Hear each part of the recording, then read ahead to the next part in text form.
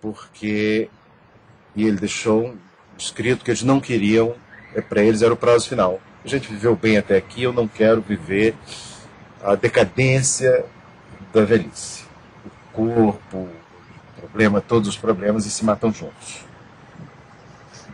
E um pouco esse personagem um pouco propõe isso, mas só que ele não tem essa grandeza, digamos, e não se mata, mas é um pouco.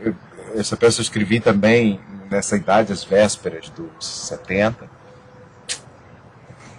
que eu estava, e foi assim, com essa sensação de curtindo esse risco, curtindo na primeira cena começar na beira do abismo.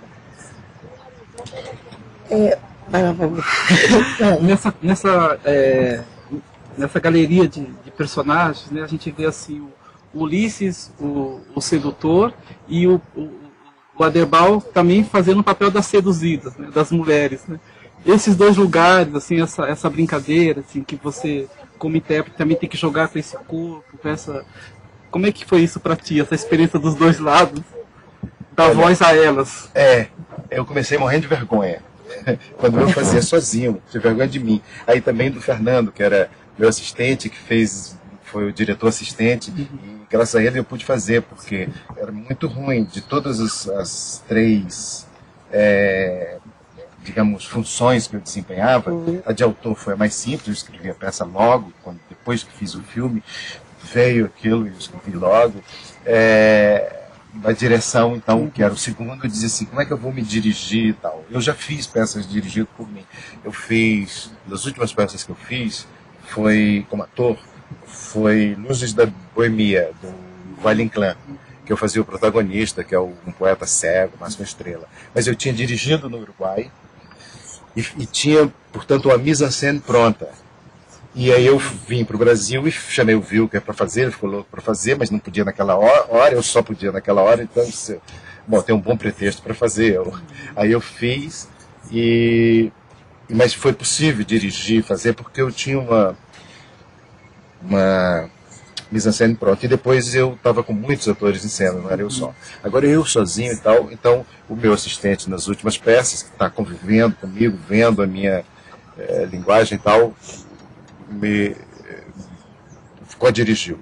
E aí eu no começo tinha maior dificuldade de fazer as personagens femininas, elas, mas fui fazendo.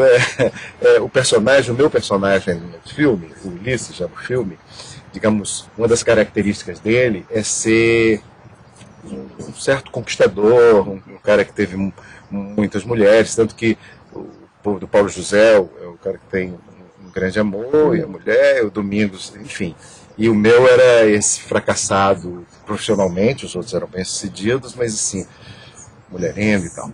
E ele tem um pouco essa característica no Ulisses, e tem uma hora ele fala um conquistador decadente, e aí tem as outras, que foi, por exemplo, como você diz, fazia a moça dos peitos bonitos, que é essa amiga dele. E tem a primeira cena, logo a segunda cena da peça, depois do suicídio, é com ela num bar. E eu, na verdade, também tem uma outra coisa, que o personagem, eu não entro muito profundamente nele. Eu fico um pouco, desenho uma superfície. Cada vez mais eu dou um passo a mais. Vou entrando e fazendo, mas foi legal fazer, foi legal fazer a boliviana. Eu me divirto muito fazendo a boliviana, porque primeiro que faço em espanhol, castelhano, aí fiquei procurando, porque o sotaque do espanhol que eu mais pratiquei é o rioplatense, que é o de Montevidéu e de Buenos Aires, que é bem diferente do sotaque dos Andes.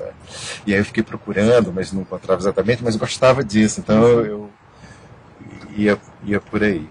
Agora, essa questão de, às vezes, não aprofundar tanto nesses personagens, né, que dialogam com Ulisses, são eles que dão essa quebra trágica do início do espetáculo, assim, né, assim, foi também um pouco nesse sentido que foi feita essa escolha de não aprofundar tanto nesses? Em parte sim, porque eles trazem um lado divertido que não leva o Ulisses a sério nisso, apesar de talvez o personagem que mais, digamos, mais divertido propriamente é o Ulisses. Ele combina esse lado trágico com um lado em que ele ri dele mesmo. Ele está sempre rindo dele próprio. Então, mas tem isso sim, os personagens, eles passam por ali e esse jeito, digamos, de não entrar muito é para dar eles fazerem esse contraponto com o Ulisses trágico. Outra coisa também dele, outra coisa que justifica isso, é um pouco a própria linguagem do espetáculo, que assim, o espetáculo dialoga com o cinema, muito. Primeiro, na origem, porque saiu de um filme. Então é um personagem do filme. Depois, porque eu escrevi o texto como se fosse um roteiro de cinema. Então toda a cena, no começo de cada cena, são cenas separadas. Cada cena, eu descrevo a cena, como num roteiro de cinema. A cena, eu digo assim, a primeira cena eu digo exterior, noite, a ponte Rio-Niterói. No meio da ponte, Ulisses, encostado na murada, parece que fala só. Entendeu? Com o celular enfiado na cara. O seu carro está parado perto. Descreva a cena. Aí, todas as cenas. Depois eu digo assim, interior dia, o bar Academia da Cachaça no Leblon. E toda cena eu descrevo. Toda. Eu adorei aquela em que ele fala interior. É a última. Fecha nele mesmo. Fecha nele. Aí, na última cena, exatamente, aí ele já traz para ele interior. A última cena que é ele com ela e tal, aquela fuga dele final, né? E é isso. O cinema é carro-chefe. O cinema no roteiro. Aí depois, aí já é teatro puro. Porque eu descrevo como quem descreve um roteiro de cinema. Como um roteiro de cinema descreve a cena que vai ser filmada. E depois, aí eu já me afasto, porque o cinema vai mostrar isso. O roteiro diz exterior, noite, ponte Rio-Niterói. Então o cinema vai mostrar isso. Vai de noite e tal, vai mostrar. O meu, eu digo isso e não mostro isso. Aí quem vai fazer é a imaginação do espectador. Porque eu vou subir em cima de uma cadeira. Eu só tenho cadeira. Minhas cenas são só cadeiras. As cadeiras de ferro, só isso. Então, outra hora eu digo posto de gasolina no Leblon. Ulisses dentro do seu carro, tal, espera a sua vez ser atendido. Aí eu fico na cadeira. Então, daí para frente, enquanto o cinema mostra, o teatro, o espectador do cinema vê, o espectador do teatro imagina. Então, enquanto o cinema mostra, o teatro sugere,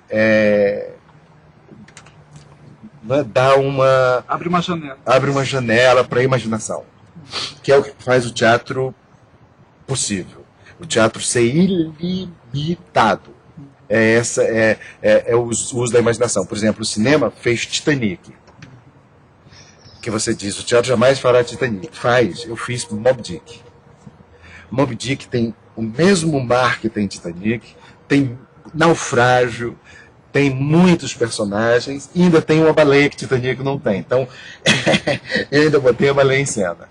Então, no teatro, porque eu trabalho com a imaginação do espectador. Então, ele vê a baleia, não preciso, entendeu? Então, eu sugiro, eu dou como se fosse um fogo, acendo um fósforo para queimar a fogueira da imaginação do espectador. E é legal que um dos veículos desse trabalho é justamente a palavra, né? Ela potencializando essas imagens. Claro. sem dúvida. E a palavra em todos os seus usos, dramático, poético e narrativo. Ele é narrativo quando essa descrição das cenas que eu faço é uma palavra bem narrativa.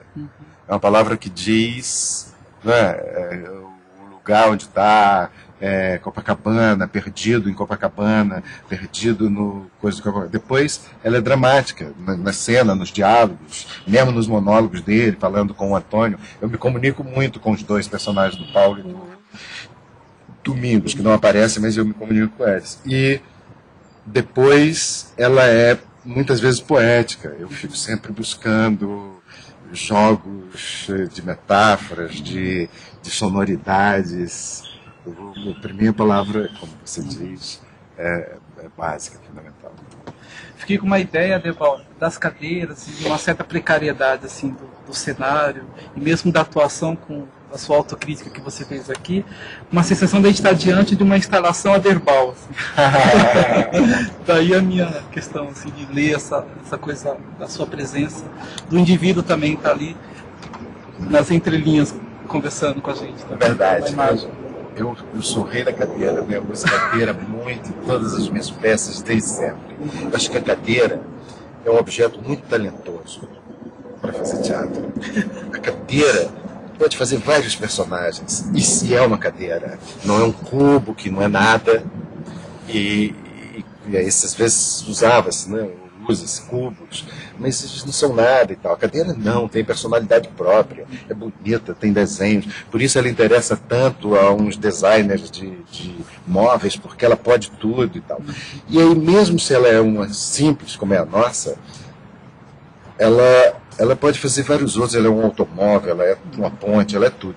E eu adoro cadeira, e é isso mesmo. O espetáculo é uma citação dos meus espetáculos. São 15 cadeiras e ainda no fundo uma instalação de pedaços de cadeira. Aderbal, você cogitou ter alguém dirigindo, assim, ser dirigido também? Nessa peça? Nessa peça. Em algum momento? Olha, assim que eu terminei de escrever, a primeira coisa que eu fiz foi ler para o Domingos. Porque eu estava roubando um personagem dele, né? Então eu liguei para o Domingos e disse: Domingos, quero te ler uma peça. Aí ele disse: ótimo, quando? E o Domingos, eu sou muito amigo, ele dirigiu uma peça minha. Eu fiz uma peça chamada Isabel, que era a direção do Domingos. Eu fiz como ator. Era Maitê, Clarice Nisquier e eu. Enfim. E direção do Domingos. Aí eu disse: vou ler para você. Aí eu não disse nada. Aí tal, ele foi lá para casa e eu li para ele. Ficou ele disse assim: quero dirigir. Foi a primeira coisa que ele disse. Quero dirigir. E eu disse: ótimo, tudo bem, você vai dirigir. Eu queria dirigir, eu queria fazer tudo. Mas se os Domingos querendo, tudo bem, ele dirigiria. Mas aí, essa coisa de circunstâncias, quando eu quis fazer... Aliás, na mesma época, ele tinha... Eu guardei, essa peça ficou 2 anos guardada. E quando eu fiz Moby Dick, eu falei, agora... Eu chegava mais cedo no ensaio e chegava antes dos atores e começava a dar uma ensaiadinha nessa peça. Aí logo que Moby Dick encrespou, o mar cresceu, não deu mais, aí eu parei. Enfim, aí voltei 1 ano depois e tal. E quando eu resolvi fazer, o Domingos tinha escrito a nova peça e queria que eu fizesse. Aí ele ficou me chamando para fazer a peça dele como ator e eu fazer a minha como diretor. Aí acabou que eu não fiz a dele como ator, doeu muito, ainda propus a tia tua, eles a tia tua e tal, não dava. Aí eu fiz essa só. Tanto que agora ele filmou a peça dele e eu fiz. A peça dele, ele transformou num filme, que a gente filmou agora, uns 20 dias atrás. Aderbal, a percepção do jovem Aderbal das funções de ator, diretor e autor, dramaturgo, né? Do hoje Aderbal, assim, essas funções, elas são muito estanques ou hoje elas estão mais contaminadas, assim, relativizadas? Como é que você vê, assim? Olha, a gente está reinventando o teatro. O século XX começa a reinvenção do teatro, que dura até hoje e vai durar para sempre. Eu digo isso porque o teatro também já foi livre como é hoje, no tempo do Shakespeare, por exemplo. Livre, livre, livre. Mas depois ele foi se submetendo a muitas regras e foi ficando muito amarrado, muito fechado. Aí sim. Previsível. É muito previsível, muito fechado, muito cheio de regras, assim, assado e tal. Então, tanto que o próprio Shakespeare foi posto dentro dessa camisa de força do que o teatro foi criando. Se você lê hoje a autobiografia do John Gielgud, que foi um grande ator shakespeariano inglês, falando das experiências dele, você fica com pena daquela época. Que ele diz, Hamlet, a cena tal, é maravilhosa, mas nunca o público pôde curtir muito, porque você os espetáculos geralmente fazem essa cena na frente da cortina, para deixar a cortina fechada para mudar o cenário para a cena que vem depois. E o público está querendo saber o que vai vir depois, quando não está ouvindo o barulho da mudança do cenário. Isso é um desastre, porque Shakespeare não tinha cortina, não tinha cenário, não tinha nada. Você via todas, você não ia perder essa cena. E o John Gielgud fala disso. Você diz, olha, que teatro ruim era o que correspondeu a ele. Que época de teatro ruim. Bom, então, hoje, você tem a liberdade de fazer o Hamlet sem essa cortina, sem esse cenário, como você quiser. Você ainda encontra muita gente que vai te cobrar aquela camisa de força. Muita. Na crítica, na plateia e tal. É o que está se passando com a ópera. Você vê a ópera hoje, ela está começando essa transformação que o teatro já passou. Esse começo nós já passamos. Tanto que hoje, no fim de uma ópera, geralmente as pessoas estão aplaudindo muito, entra o encenador, as pessoas vaiam. Porque ainda é o velho público de ópera não aceitando. Então o teatro já passou essa etapa, ainda vive, ainda tem muitos resquícios desse teatro preso e amarrado. Então, claro que ele muda tudo. Ele muda, em primeiro lugar, a poética. Então, o teatro que mudou a poética influenciou a dramaturgia escrita em casa, digamos, no primeiro momento. Então, os autores deixaram de escrever só para uma sala e passaram a escrever livremente. O Valle-Inclán, por exemplo, que escreveu essa peça que eu falei em 1920, só foi montado em 60, porque o teatro estava fechado, não entendia dele. Então, eram os autores visionários. Mas os autores de hoje já receberam dos encenadores um palco mais aberto, uma poética ilimitada. Então, eles escrevem o que eles querem. Depois, os próprios autores começam a abrir mais e os diretores vão atrás. Então, a primeira relação entre essas funções nasce porque desse jeito. O diretor abriu, o autor escrevendo em casa sentiu que está aberto, escreveu mais. Agora eles talvez estão trabalhando mais juntos. E nisso incluindo, como sempre, claro, o ator, que também já foi junto, já foi a mulher que escrevia e fazia. Quero agradecer muito aí a sua presença aqui na TV FIT. Muito obrigada, Aderbal. Sucesso aí nesse espetáculo. Tenho certeza que o público vai adorar aqui no FIT. Agradeço muito a você também que esteve aqui conosco. Amanhã tem mais 2 entrevistas para você, então continue ligado.